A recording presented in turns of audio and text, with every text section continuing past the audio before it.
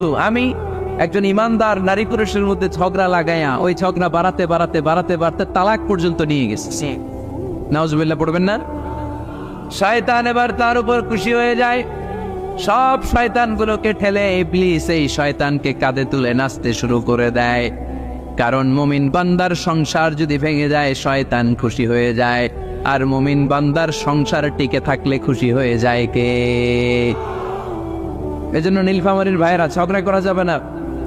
দাম্পত্য জীবনকে সুখী করতে চাইলে ঝগড়াকে আমরা নো বলে দিব। ঝগড়া অনেক সময় হবে, কিন্তু এটাকে বাড়তে দেওয়া যাবে না, এটাকে আমরা স্পেস দিব না, ওইখানে থামাই দিতে হবে। রাজি আছেন তো সবাই? আল্লাহ রাসূল সাল্লাল্লাহু আলাইহি ওয়াসাল্লামের ফ্যামিলিতে ঝগড়া হতো। আম্মা জান আয়েশা রাদিয়াল্লাহু তাআলা আনহার সাথে আল্লাহ রাসূল সাল্লাল্লাহু আলাইহি ওয়াসাল্লামের ঝগড়া হতো, হাদিসে পাওয়া যায়। কিন্তু এগুলো ছিল মধুর ঝগড়া, সুন্দর ঝগড়া। সুবহানাল্লাহ পড়েন। আল্লাহর হাবিব বলেন, ইয়া আয়েশা ইন্নী লা আ'লামু ইযা কুনতি আন্নী রাদিয়া ওয়া ইযা কুনতি আলাইয়া গাদবা। ও আয়েশা, তুমি কখন আমার উপর রেগে থাকো সেটাও আমি বুঝি, আবার কখন খুশি থাকো সেটাও বুঝি। আম্মা যারা এসে বললেন, ইয়া রাসূলুল্লাহ, ইয়া হাবিবাল্লাহ, কেমন করে আপনি বুঝেন যে আমি আপনার উপর রেগে আছি, আবার কেমন করে আপনি বুঝেন আমি আপনার উপর সন্তুষ্ট আছি? বিশ্বনবী বললেন, আয়েশা, তুমি যখন আমার উপরে খুশি থাকো, আমার উপর যখন তুমি রাজি থাকো, তখন তুমি দোয়ার সময় এইভাবে দোয়া করো, ওয়া রব্বি মুহাম্মদ, মুহাম্মাদের রব, আপনি আমাদের সব গুনাহগুলো মাফ করে দেন। আর যখন তুমি আমার উপর রেগে থাকো, তখন তুমি আমার নামটা মুখ দিয়ে উচ্চারণ করো না।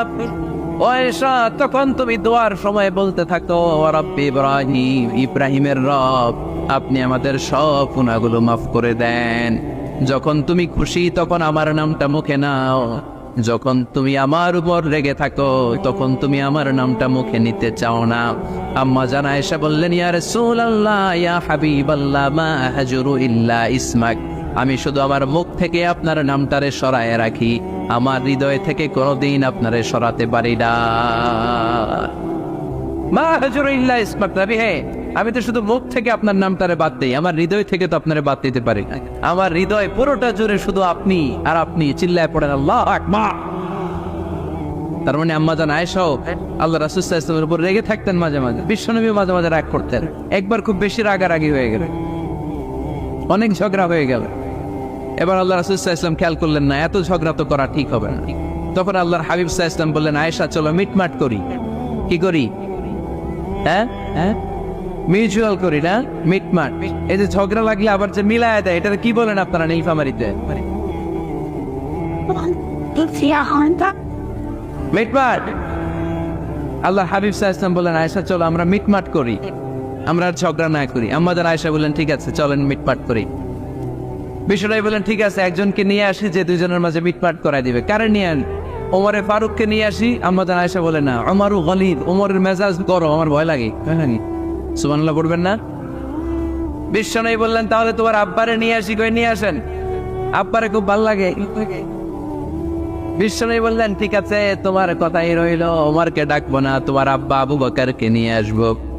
বিশ্বনবী মিটমাট করার জন্য সাইয়েদনা আবু বকর রাদিয়াল্লাহু তাআলা আনহুকে ডেকে নিয়ে আসলেন। সাইয়েদনা আবু বকর রাদিয়াল্লাহু তাআলা আনহু ঘরে ঢুকলেন। বিশ্বনবী বললেন, আয়েশা, আমার আর তোমার মাঝে কি নিয়ে ঝগড়া হয়েছে? কথাটা কি তুমি বলবা নাকি আমি বলবো? আম্মা জান আয়েশা বলেন, আপনি বলেন, তুমি মিথ্যা বললেন না, যা ঘটছে ওইটাই বললেন। ওলা তাকুলিল্লাহ হাক্কান, যেটা সত্য ওইটাই বলবে, অন্য কিছু বলবেন না। আবু বকর রাদিয়াল্লাহু তাআলা তো শুনে রেগে মেগে আগুন। কি এত বড় সাহস, বিশ্বনবীর সামনে দাঁড়িয়ে তুমি এভাবে কথা বলো? এই আদব শিক্ষা দিয়েছি তোমাকে আমি। রেগে গেলেন। বিশ্বনবী কি সত্য ছাড়া মিথ্যা কিছু বলবেন? রেগে মেগে চিৎকার করে মেয়ের গালের মধ্যে দিলেন এক চপেটাঘাত। এক থাপ্পড় খেয়ে আম্মা জান আয়েশা উল্টায় পড়লেন। আবার মারার জন্য সাইয়েদনা আবু বকর রাগে গড়গড় করছিলেন, মেয়েরে আবার মারার জন্য উদ্যত হলেন। বিশ্বনবী অবস্থা ভয়ঙ্কর দেখে সাইয়েদনা আবু বকরের সামনে দুই হাত মেলে এইভাবে দাঁড়িয়ে গেলেন। বিশ্বনবীকে যখন আবু বকর রাদিয়াল্লাহু তাআলা আনহু দাঁড়াতে দেখলেন, সাইয়েদনা আবু বকর মুহূর্তের মধ্যে থেমে গেলেন। সুবহানাল্লাহ পড়েন। সাইয়েদনা আবু বকর রাদিয়াল্লাহু তাআলা আনহু ঘর থেকে বের হয়ে গেলেন। এবার বিশ্বনবী আম্মা জান আয়েশার কাছে যেয়ে বলেন, ও আয়েশা, দেখো আমি তোমার মাইট থেকে বাঁচাইলাম। আমি না থাকলে তোমার বাবা তোমার আসে শেষ করে ফেলতো, ঠিক কি না? আমি বাঁচাইছি তোমারে। ইয়া আয়েশা কাইফা রাআইতিনি আনখাসতুকি মিনার রাজুল, দেখছো আয়েশা কেমনে বাঁচাইলাম তোমারে। আজকে আমি না থাকলে এমন পিটতে দিতে তোমার বাবা একেবারে খবর হয়ে যায়। আম্মা জান আয়েশা লজ্জায় পড়ে গেলেন, হেসে দিলেন। বিশ্বনবীও হেসে দিলেন, সুবহানাল্লাহ পড়েন। দুইজনের এই হাসির আওয়াজ ঘরের বাইরে থেকে সাইয়েদনা আবু বকর শুনতে পেলেন। উনি শুনে তো অবাক, কিরে এতক্ষণ তৃতীয় বিশ্বযুদ্ধ, এখন আবার আসে। ঘরে ঢুকলেন, ঘরে ঢুকার পরে আবু বকর রাদিয়াল্লাহু তাআলা আনহু বিশ্বনবীরে বলেন, ইয়া রাসূলুল্লাহ আশরিকানি ফি সিলমিকুমা কামা আশরাকতুমানি ফি হারবিকুমা। হে আল্লাহর রাসূল,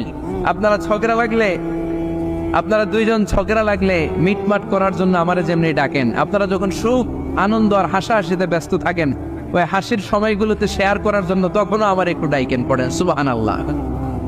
ও নবী, শুধু ঝগড়ার সময় ডাইকেন না, কিন্তু শুধু মিলায় দেওয়ার জন্য ডাকবেন না।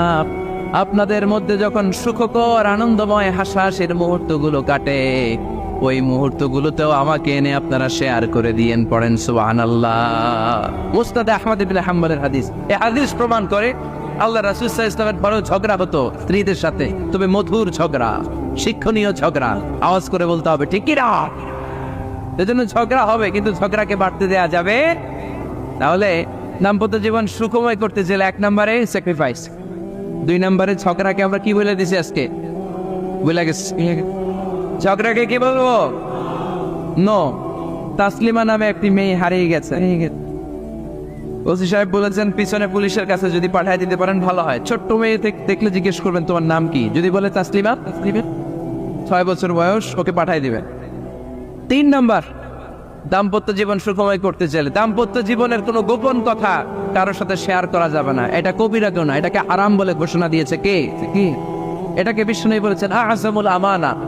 স্বামী স্ত্রীর মধ্যে যে অন্তরঙ্গ মুহূর্ত কাটে, এই মুহূর্তগুলোর কথা কারোর সাথে শেয়ার করা যাবে? নীলফামারীর যুবক ভাইরা চিল্লায় বলে এগুলো শেয়ার করা যাবে? বিষ্ণু বললেন খবরদার, এটা আযমুল আমানা। স্বামীর সবকিছু স্ত্রীর কাছে আমানত, স্ত্রীর সবকিছু স্বামীর কাছে আমানত।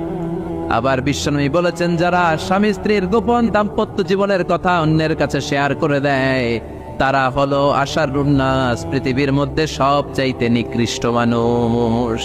এরা নিকৃষ্ট, এদের চাইতে নিকৃষ্ট কেউ হতে পারে না। উলাইকা কাল আনআম বাল হুম আদাল। এরা পশুর চাইতেও নিকৃষ্ট, যারা স্বামী স্ত্রীর প্রাইভেট কথা, পার্সোনাল কথা মানুষের কাছে বলে বেড়ায়। আর সিবাউ হারাম, এই গোপনীয় সব কথাগুলোকে অন্যের কাছে প্রকাশ করা হারাম করেছে কে? চিল্লায় বলতে হবে কে? তাহলে খবরদার, নিজেদের দাম্পত্য জীবনের কোনো কিছু অন্যের সাথে শেয়ার করবেন। আমাদের বোনরা অনেক সময় একসাথে বসলে পেটের কথা, পিঠের কথা সব বলে ফেলায়, আছে না নাই? না বোনেরা, সব শেয়ার করলেও আপনাদের দাম্পত্য জীবনের কোনো কথা কখনো কারোর সাথে শেয়ার করতে পারবেন না। 4 নম্বর ফর্মুলা হচ্ছে অহেতুক সন্দেহ পরিহার করতে হবে। অনেক স্ত্রী আছে স্বামীরে খালি সন্দেহ করে, আছে না নাই? নীলফামারীতে এই সমস্যা নাই, আছে? এই যে ভুক্তভোগী বয়স, আছে না নাই? আছে, খালি সন্দেহ করে। এই তুমি ওদিকে তাকালে কেন, ওই বেডির দিকে তাকাইলে কেন, এই তোমার মোবাইল দাও, কারে ফোন দিলা দেখি, এই ফেসবুকের পাসওয়ার্ড দাও দেখি কি করছি, দেখি মেসেঞ্জারে কার সাথে চ্যাটিং করছে, আছে না নাই? এই যে অহেতুক সন্দেহ আপনার ফ্যামিলিটারে জাহান্নামের টুকরা বানায় দিন। আবার অনেক স্বামী আছে স্ত্রীকে খালি সন্দেহ করে, এদিকে তাকালে সন্দেহ করে, ওদিকে তাকালে সন্দেহ করে, বাসায় থাকলেও সন্দেহ, বাইরে গেলেও সন্দেহ, এরকম আছে না নাই? না, অহেতুক সন্দেহ এটা পরিহার করবেন। এই সন্দেহ খুব খারাপ জিনিস। আমি ব্যক্তিগতভাবে অনেক কেস এরকম হ্যান্ডেল করেছি, এসে বলে হুজুর খালি সন্দেহ করে, এটা একটা রোগ। এটা কি আপনার ফ্যামিলিটারে শেষ করেছে।